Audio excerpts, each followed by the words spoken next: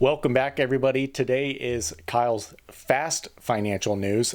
I am your host, Kyle. Today's date is May 30th, 2024. Not too much to report on today. I want to go over two companies that had their earnings come out today, and then we also have some Donald Trump news if you haven't heard of that already. So we had Dollar General report their earnings this morning. They posted really good numbers, pretty good outlook. They've had double-digit growth on foot traffic coming into their business and making purchases. Pretty good outlook and sentiment, but Wall Street was not having it. They immediately started selling the stock. Dollar General sold a couple of percent, single-digit percent throughout the day. And then we were just waiting to look forward to Dell's earning release after market close. Throughout the day, the S&P 500 was just a little bit sideways and down, not doing necessarily great in any direction. No confident moves upward or downward.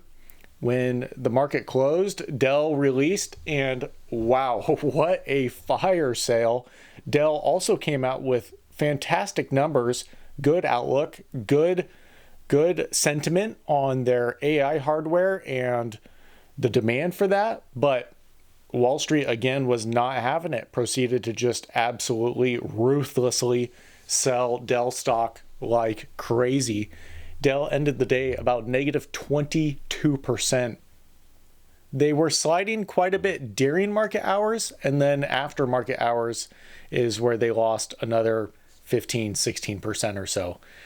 Very curious to see how Dell performs in the coming days, though. Moving on to Donald Trump, if you have not heard already, he was convicted on all 34 counts of falsifying business records.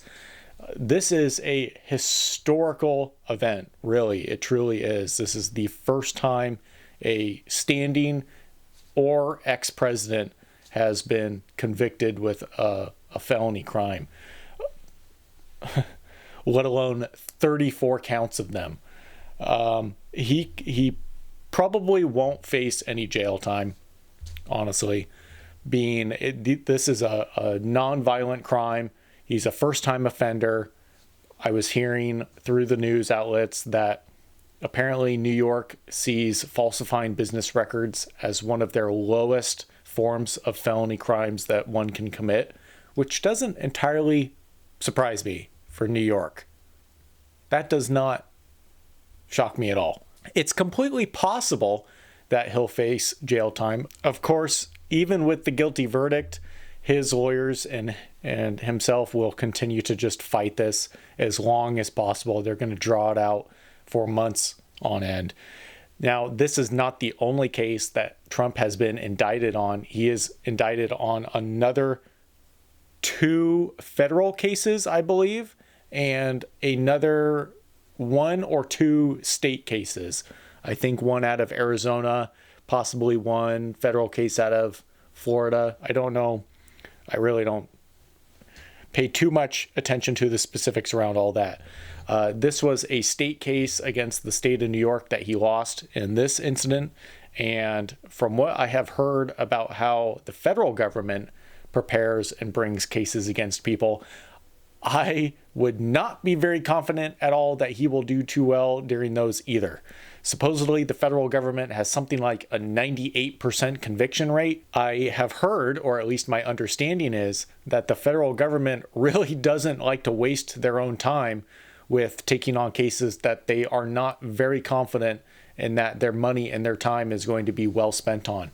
So I presume that their evidence is very strong, and they are very confident in their ability to get a conviction on these upcoming indictments.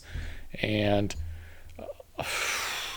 if this one did not go in his favor, and he will be going into those cases as now a felon in the system, I can only think that the possibility of him doing jail time in future convictions, if convicted, if he doesn't do jail time from this one, then I can only think those chances are going to increase exponentially.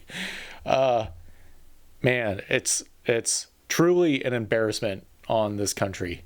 It is absolutely an embarrassment to have an ex-president, a former president, somebody who was trying to run for presidency again, being convicted and prosecuted left and right. He claims that this is the Biden administration hunting him down, and this is the Biden administration trying to manipulate the election. I'll be honest, and being not a very big fan of Biden, I'm not seeing that. I fail to see where Biden and the White House administration have to do with states and state judicial systems going after Trump for cases related to events that didn't even happen during his presidency. The evidence is pretty black and white, so it's all out there for the public to see as well. I have seen it being posted all over Twitter and Reddit recently.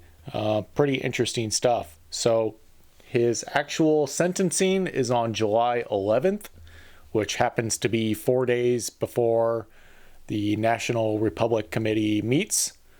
Trump, of course, is just going to continue to deny it and say he's going to fight it and whatever. Interesting stuff, interesting times.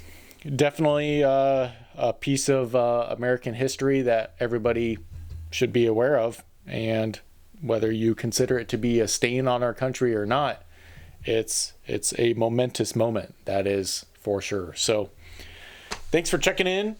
I will have more news tomorrow. I hope you all have a beautiful day and good luck out there in the markets. I will catch you next time. Thanks.